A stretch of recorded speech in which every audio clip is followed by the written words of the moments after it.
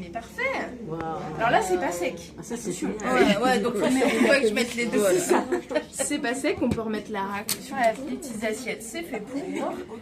Et alors, on peut sécher et on peut faire donc, une superposition si on veut faire une autre couleur. Ce que tu mettais. Avec Exactement. Moi j'aime bien Voilà, comme ça. tout simple, Ah, parfait. c'est joli, c'est génial. Et donc après. Et là, moi, je peux tenir comme ça. Et pendant ce temps, vous allez pouvoir racler avec la racle. Donc, c'est toujours Le bleu vers le... exactement, Ok. du haut vers le bas. Ok. On va le faire plusieurs fois en appuyant bien fort. D'accord. Voilà, c'est la seule chose, c'est qu'il faut vraiment pas mal appuyer pour bien transférer l'encre. En fait, vous allez voir. Hop, oui, je gêne un petit peu. Non, ça va. Donc là j'y vais. Oui. Ça va.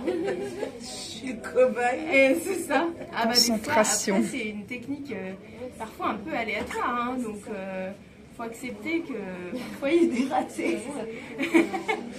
Mais là, on est pas mal. Alors voilà, faut la tenir bien droite à la fin pour enlever le surplus d'encre. Parfait. En fait, c'est bien quand on commence à revoir son dessin, à voir qu'il est bien net comme ça. Ça veut dire souvent qu'on est un peu sur voilà.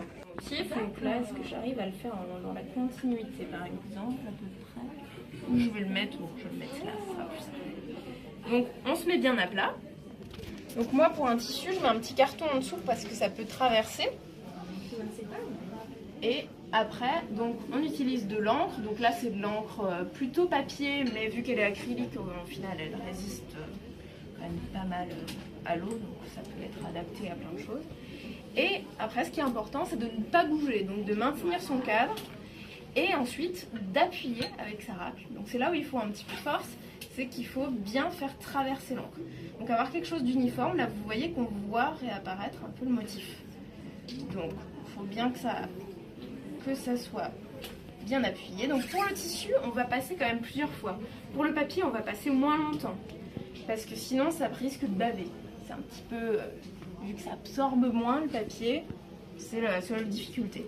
Et après, sans bouger toujours, on va délicatement enlever notre cadre. Et voilà, donc là on a un motif qu'on a déjà répété.